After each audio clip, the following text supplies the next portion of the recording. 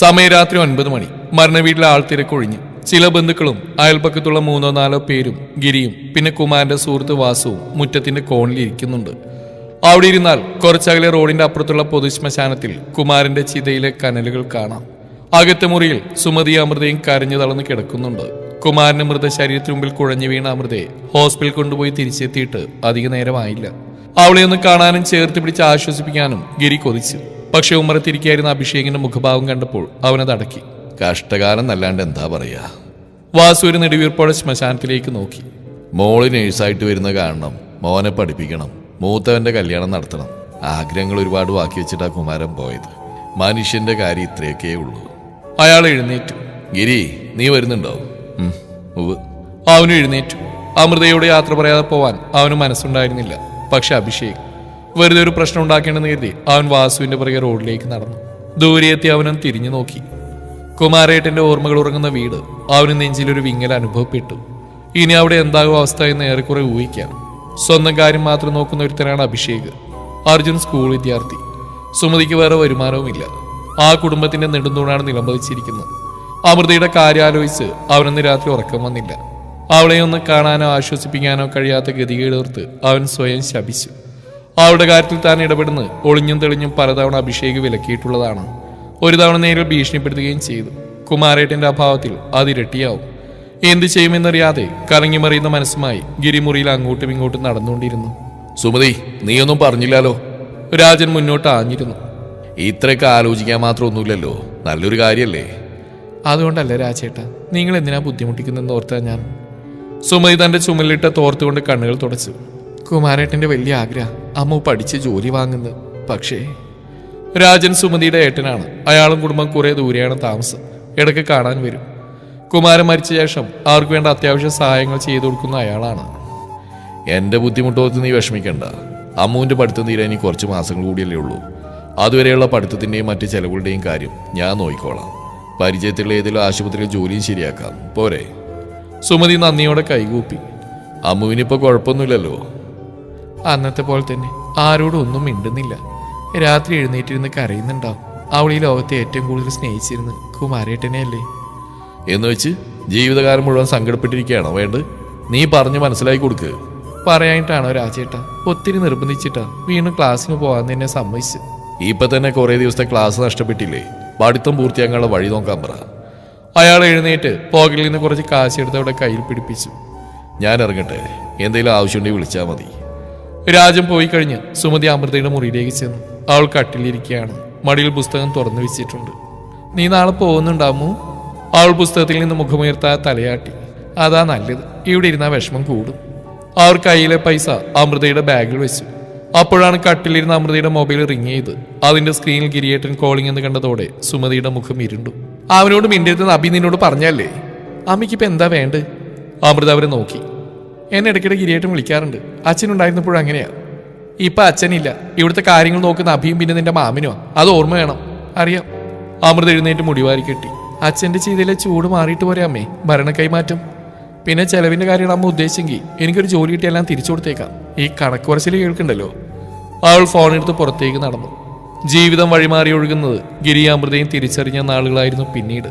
Nursing പഠനം പൂർത്തിയാക്കിയ ശേഷം ട്രെയിനിങ്ങും അതിനുശേഷമുള്ള ജോലിക്കുമെല്ലാം രാജൻ തന്റെ കൂട്ടുകാരൻ വഴി ഒരു ഹോസ്പിറ്റലിൽ ഏർപ്പാട് ചെയ്തു. ദിവസവും വീട്ടിലേക്ക് വരാനും കഴിയും. പക്ഷേ ഗിരിയുമായുള്ള കൂടിക്കാഴ്ചകൾ വളരെ വിരളമായി. അവൾക്ക് ലീവുള്ള ദിവസങ്ങളിൽ മിക്കപ്പോഴും അവൻ ലോറിയുമായി ദൂരെ എവിടെയെങ്കിലും ആയിരിക്കും. അഭിഷേകിനെ പേടിച്ച് ഫോണിലധികം സംസാരിക്കാനൊന്നും അവൾക്ക് കഴിയാറില്ല. എങ്കിൽ ഇത്തിരി നേരം വിശേഷം പങ്കുവെക്കും.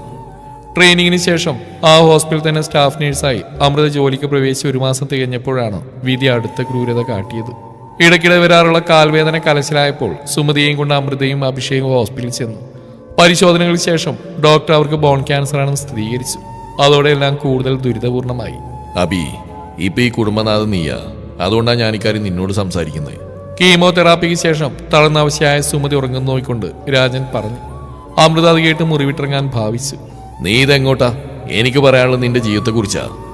അതോടെ അവൾ സുമനും ചാരി നിന്നു. അർജുൻ ഇതൊന്നും ശ്രദ്ധിക്കാതെ അഭിഷേകിന്റെ മൊബൈൽ ഗെയിം കളിക്കുകയാണ്. സുമതിയുടെ അവസ്ഥ നിങ്ങളോട് ഞാൻ പറഞ്ഞു തരണ്ടല്ലോ. ആരോഗ്യം വളരെ മോശാ. കുറച്ച് നേരത്തെ അവളുടെ ചില ആഗ്രഹങ്ങൾ എന്നോട് പറഞ്ഞിരുന്നു. അത് സാധിച്ചു കൊടുക്കേണ്ടത് നിങ്ങളാ. എന്താ മാമ? അഭിഷേക് ചോദിച്ചു. നിങ്ങൾ രണ്ടാളുടെയും കല്യാണക്കാര്യം അത് കണ്ടിട്ട് കണ്ണടഞ്ഞാൽ മതി എന്നാ അവിടെ ഇപ്പോഴത്തെ പ്രാർത്ഥന. അയാളുടെ ശബ്ദമിടറി. അബിയുടെ ഇതിപ്പോൾ എന്തായാലും നടത്താൻ പറ്റില്ല. രേഷ്മക്ക് അടുത്ത വർഷമല്ലേ ലീവ് കിട്ടൂ. മാമന്റെ മകൾ രേഷ്മയെ അബിയേട്ടനെ കൊണ്ട് കെട്ടിക്കുന്നതിനെ കുറിച്ചാണ് പറയുന്നതെന്ന് അമൃതയ്ക്ക് മനസ്സിലായി. അത് പണ്ടേ വാക്കാൽ ഉറപ്പിച്ചതുമാണ്. രേഷ്മ ജോലി കിട്ടി ഖത്തറിൽ പോയിട്ട് കുറച്ചു നാളെ ആയിട്ടുള്ളൂ. അമ്മോ, പിന്നെ ഇപ്പോ നിന്റെ നടത്തണം. അമൃത ഞെട്ടി. എന്റെയോ? അതെന്താ, നിനക്ക് കല്യാണപ്രായമൊന്നും ആയില്ലേ? മാമ, ഞാൻ... അവൾ വാക്കുകൾക്കായി പരതി. പെട്ടെന്ന് നടത്തുന്നൊക്കെ ഉൾക്കൊള്ളാൻ പ്രയാസമായിരിക്കും എന്നറിയാം. പക്ഷെ നമുക്കധികം സമയമില്ല മോളെ. നിന്റെ അമ്മയ്ക്ക് അഥവാ എന്തെങ്കിലും സംഭവിച്ചു പോയാൽ അമ്മയുടെ ആഗ്രഹം സാധിപ്പിച്ചു കൊടുക്കാൻ പറ്റില്ലല്ലോ എന്നോർത്ത് പിന്നീട് ദുഃഖിക്കേണ്ടി വരരുത്. അതുകൊണ്ടല്ല എനിക്ക്... നീ വന്നേ. അഭിഷേക് അവളുടെ കയ്യിൽ പിടിച്ചു വലിച്ച് പുറത്തേക്ക് ഇറങ്ങി. ദേ, മാമനോടെങ്ങാനും ആ നാറിയുടെ പേര് പറയാനാ ഭാവങ്കി കൊല്ലും ഞാൻ. നിന്നെ അല്ല, അവനെ. അടുക്കളയിലെത്തിയ അഭിഷേകം മുരണ്ടു. നാട്ടുകാരെ കൊണ്ട് ഓൾറെഡി നീ അവനെ ചിരിപ്പിക്കുന്നുണ്ട്. അത് മതിയാവാഞ്ഞിട്ടാണോ ഇനി കുടുംബക്കാരെ കൂടി വെറുപ്പിക്കണം? ആകെ സഹായത്തിലുള്ള മാമനാ. അമ്മയുടെ ചികിത്സക്ക് വേണ്ടി ഇപ്പൊ തന്നെ എത്ര രൂപയാണ് മാമൻ തന്നതെന്ന് എനിക്കറിയോ? അവന്റെ കാര്യങ്ങാനും മാമൻ അറിഞ്ഞാൽ തീർന്നു. ഒരേ ജാതിയാണെങ്കിൽ പ്രശ്നമില്ല. ലോറിക്കാരന്റെ കൂടെ ജീവിക്കാൻ നിന്നെ സമ്മതിക്കാൻ തോന്നുന്നുണ്ടോ? ഏട്ടന് രേഷ്മയെ കിട്ടാതാവുന്ന പേടി അല്ലേ? അതേടി, അവളെ കിട്ടിയ മാമന്റെ 1.5 ഏക്കർ സ്ഥലവും വീടും ഞങ്ങൾക്കുള്ള. പോരായിട്ട് കല്യാണം കഴിഞ്ഞാൽ അവളെന്റെ ഖത്തറിലേക്ക് കൊണ്ടുപോകും. നിനക്ക് അവന്റെ കൂടെ ജീവിക്കാൻ ഞാൻ എന്റെ ഭാവി കളയണോ? കുടുംബ പാരമ്പര്യം കുലമായ്മയൊക്കെ നോക്കുന്നയാളാ മാമൻ. അദ്ദേഹം നിന്റെ ഈ ബന്ധത്തിന് സമ്മതിക്കില്ല. അതോടെ എന്റെ കാര്യവും മുടങ്ങും. അങ്ങനെ സംഭവിച്ചാ അവനെ കൊന്നിട്ട് ഞാൻ അന്തസ്സായിട്ട് ജയിലിൽ പോകും. അഭിഷേക് അവിടെ അരികിലേക്ക് നീങ്ങുന്നു. അമ്മയ്ക്ക് വേണ്ടിയല്ലേ, സമ്മതിക്ക്. മാമൻ പറയുന്ന അനുസരിച്ചാ കല്യാണ ചെലവ് പോലും പാതിയായി കുറഞ്ഞു കിട്ടും. അമൃത സാതാപത്തോടെ അവരെ നോക്കി. സ്വന്തം ജീവിതം മാത്രം നോക്കി ജീവിക്കുന്ന അനിയത്തിയുടെ കല്യാണത്തിന് പോലും ലാഭം പ്രതീക്ഷിക്കുന്ന ഒരുത്തൻ. നിനക്ക് മുന്നിൽ 2 വഴികളുണ്ട്. ഒന്നുകിൽ ഈ കുടുംബത്തിന് വേണ്ടി സമ്മതിക്കുക, അല്ലെങ്കിൽ എല്ലാവരെയും വേദനിപ്പിച്ച് അവന്റെ കൂടെ പോവുക. പക്ഷേ അത് കാരണം അമ്മയ്ക്ക് എന്തെങ്കിലും സംഭവിച്ചാ നീ ആയിരിക്കും ഉത്തരവാദി.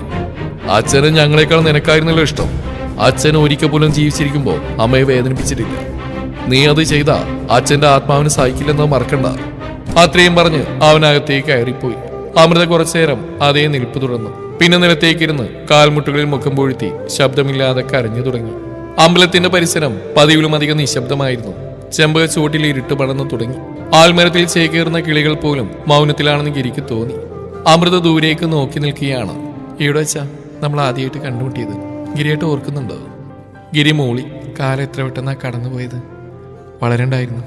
എന്നാൽ ഇതൊന്നും അനുഭവിക്കേണ്ടി വരില്ലല്ലോ. അവൻ കേട്ടു നിന്നു. വന്ന കാര്യം ഞാൻ പറയാം. എനിക്ക് ഗിരിയേട്ടനെ ഒത്തിരി ഇഷ്ടമാണ്. ഒരുമിച്ച് ജീവിക്കാൻ തന്നെ ആഗ്രഹിച്ചു. ഇന്നുവരെ തുറന്ന് സമ്മതിച്ചിട്ടില്ലെങ്കിലും ഗിരിയേട്ടനും അങ്ങനെ തന്നെയാണെന്ന് എൻ്റെ വിശ്വാസം. അച്ഛനും അതിൽ എതിർപ്പൊന്നും ഉണ്ടായിരുന്നില്ല. ഗിരിയേട്ടൻ കൊതിച്ച പോലെ ഒരു നേഴ്സിൻ്റെ യൂണിഫോമിൽ മുമ്പിൽ വരണമെന്നും ആ ദിവസം തന്നെ മനസ്സിൽ ഇഷ്ടം തുറന്നു പറയണമെന്നൊക്കെ സ്വപ്നം കണ്ടതായിരുന്നു ഞാൻ.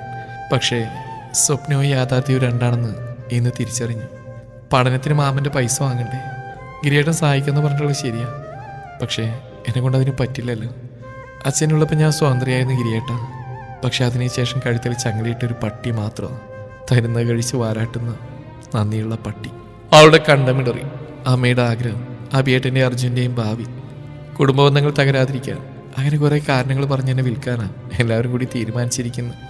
അമ്മായിയുടെ ബന്ധത്തിലുള്ള ആളാണ്. പേര് വിപിൻ. ഞാൻ ജോലി ചെയ്യുന്ന ഹോസ്പിറ്റൽ മെയിൽ നേഴ്സാണ്. നേരത്തെ അറിയാമെങ്കിലും ഈ കച്ചവടത്തിൽ അയാളാണ് എന്നെ വാങ്ങുന്നതെന്ന് ഇന്ന് രാവിലെ അറിഞ്ഞു. ഇനി ഗിരിയേട്ടൻ പറ, ഞാനെന്ത് ചെയ്യും? അവൾ നിർത്തി. പിന്നെ തുടർന്നു. എല്ലാവർക്കും വേണ്ടി ബലിയാടാവണം, അതോ എൻ്റെ ഇഷ്ടത്തിന് ജീവിക്കണം? ഗിരിയേട്ടൻ വിളിച്ചാൽ ഇപ്പം ഈ ഇട്ടിരിക്കുന്ന ഡ്രസ്സോടെ ഞാൻ ഇറങ്ങി വരും. അങ്ങനെ വന്നാൽ നിനക്ക് സമാധാനമായിട്ട് ജീവിക്കാൻ കഴിയുമോ? ഗിരിയുടെ ചോദ്യം പെട്ടെന്നായിരുന്നു. എനിക്ക് നിന്നെ ഇഷ്ടമാണ്, അല്ല എൻ്റെ പ്രാണം തന്നെയാണ്. പക്ഷെ നിന്നെ കൂടെ കൂട്ടി സുമതി ചേച്ചിയെ വിഷമിപ്പിക്കാൻ താല്പര്യമില്ല. അങ്ങനെ ചെയ്താൽ അത് കുമാരേട്ടനോട് കാണിക്കുന്ന നന്ദികേടാവും. എൻ്റെ നശിച്ച ജീവിതത്തിലേക്ക് നീ വരണ്ട. നിന്റെ മാമനും ബന്ധുക്കളും എന്തായാലും ഒരു മോശം സ്ഥലത്തേക്ക് പറഞ്ഞേക്കില്ലല്ലോ. അമൃത അവൻ്റെ കണ്ണുകളിലേക്ക് തന്നെ ഉറ്റുനോക്കി. അമ്പലത്തിലെ ലൈറ്റിൻ്റെ വെട്ടത്തിൽ അവിടെ ഈറനണിന്ന് അവൾ കണ്ടു. നിനക്ക് നല്ലൊരു ഭാവി ഉണ്ടാകുമോ? അത് കളയണ്ട. നമ്മൾ ഒരിക്കലും ചേരുകയില്ല. അതുകൊണ്ട് വീട്ടുകാരനുസരിക്കുക. നിനക്ക് നല്ലവരാൻ ഞാൻ പ്രാർത്ഥിക്കും. കരയാതിരിക്കാൻ അവൻ നന്നേ പണിപ്പെട്ടു. ആ വിഷമം മനസ്സിലാക്കിയിട്ടാവണം അവൾ പിന്തിരിഞ്ഞ് വീട്ടിലേക്കുള്ള വഴിയിലൂടെ നടന്നകന്നു.